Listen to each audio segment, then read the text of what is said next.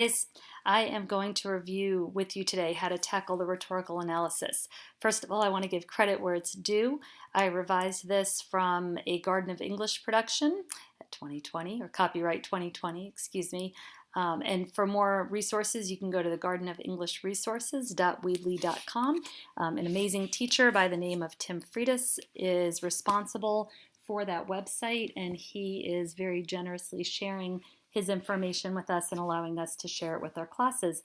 So I'm not going to take you through this handout and read it to you. I just want to tell you what is here and how to use it. And then you can go from there. And obviously we'll talk about it as we Zoom and as we go through the next few weeks leading up to our exam. The first thing I want to share with you is this new prompt wording. Now, this didn't actually come from this website over here. This has come from the College Board, and apparently this is what the new wording will look like. So I want to go over it with you so that you're not surprised when you go to take your test in May. This part all looks the same. The context is given to you, the speaker, the year is usually given to you, what the setting is, who the audience is. You can usually gather that from the information that's given to you. The part that's a little new, sometimes they did this and sometimes they didn't, was that they're including the message here. And so if you read this last line, it says, write an essay that analyzes the rhetorical choices Luce makes to convey her message. And then they follow with the message that women needed to prepare to make more sacrifices as the war effort continued. So they're pointing you into the direction that you need to head. And then the other new part are these bullet points. Now, this is all stuff that you were expected to do with me anyway, so it's just kind of a nice reminder for you. None of it is new though, so I want you to rest assured that these are not new criteria. This is something that you've done all year for me. And the bullets simply say to respond to the prompt with a thesis that analyzes the writer's rhetorical choices, to select and use evidence to support your line of reasoning. That's just your explicit evidence. You've done that all year for me. You even do that in the questions that you answer when you read outside pieces. So that's not just specific to writing an RA. That's something you've done all year, is to supply explicit evidence to what you're trying to prove.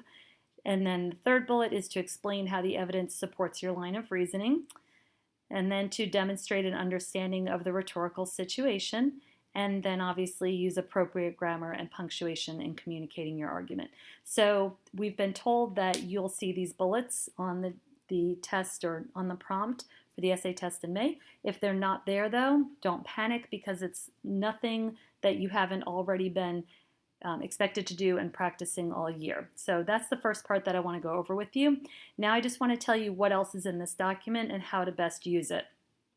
So in this document, I've broken it into 3 sections, and the first part is this thesis section, and I really like this formula, so to speak, because I think it's something that you can really grab onto and use, especially when you are pressed for time, which you're going to be. You no longer have the 2 hours and 15 minutes to write those 3 essays where you could have borrowed essentially from one essay's time to use for another. Now you don't have that luxury. So we really want to pare everything down and give you as much time as possible to get those thoughts down on paper. So this thesis template is very nice for that. And then it follows with thesis examples. Again, I borrowed these from the teacher who willingly shared this information. And you have actually read, I would say, a good portion of these pieces. I think we read the 9/11 address together. Probably, I don't think you've read Julius Caesar in your high school career unless you did it on your own. We read the Abigail Adams letter, and I believe that you read the Chavez piece, and I know that you read the Kennedy piece. So these are nice for you to look through and see how you can apply this template to writing your thesis. And these are all familiar pieces. There are some thesis notes down here, and you can check those out as you go through. They're just some clarification points. The second part of this handout is how to write body paragraphs. Again, it's broken down very nicely for you. Nothing new. It's the same exact formula that we've been doing all year. It's just that if you can have this in front of you while you're writing, they're nice reminders and they'll keep you on track. So you open with your topic sentence, move into your textual evidence, then your commentary, and then a final sentence. So as you go through this on your own, you can spend more time looking at the details and the specifics of this section. And then there's a nice example of that here and here. And you'll note that that's a nice, nice well-developed paragraph. And then there's some notes here on that. And then the last section, actually, let me go back up here. One thing I do want to point out to you is that stronger papers are written chronologically. We talked about that during the year, and most of you are doing that. You just have to be careful not to default to summary. You're not summarizing what the speaker said. You're just analyzing their rhetorical choices in a chronological order. And I broke it down here just to remind you, you can say that in another way. How does the argument open, develop, and close? Or another way is, how does the speaker engage the audience's emotions, get them to change their opinion, and then incite them or inspire them, get them to engage in some type of action. So those are all the same things. So you go through chronologically, you look at how the argument opens, develops, and closes.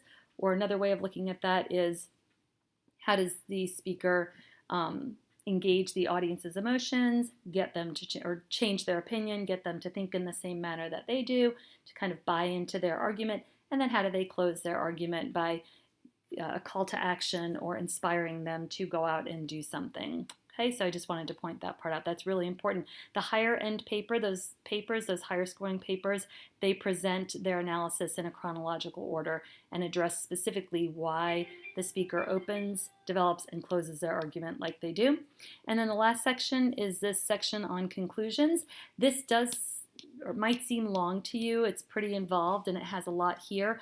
But this is a perfect place to earn the sophistication point, especially if your reader is wavering and trying to decide if you've earned it or not. This is where you can do that.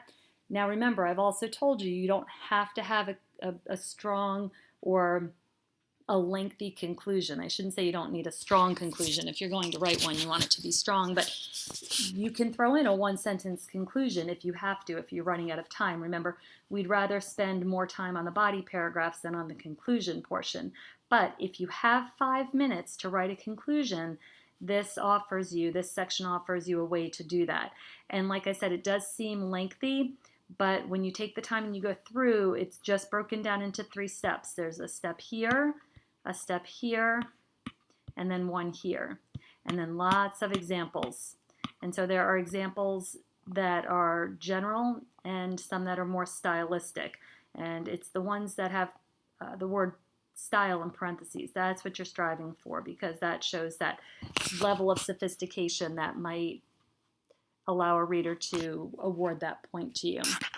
So that's how this is set up. I highly recommend you print this. It's 6 pages. I would print it. You're going to read it over the weekend before you engage in your timed writings next week.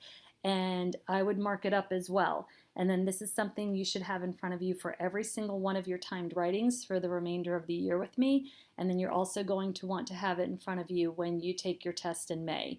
And if you have enough practice using it and feeling comfortable with it, and you've got some notes on it, whether that means that you're highlighting some areas, you're using colored pens, you're circling things, starring things, boxing ideas in, whatever works for you, then you'll have that. But definitely print it, mark it up, and then use it. You're allowed to use your notes on your test in May. So this will just be one of the things you have in front of you, and then we'll talk about a couple of other pieces I'd like for you to have in front of you for your test in May.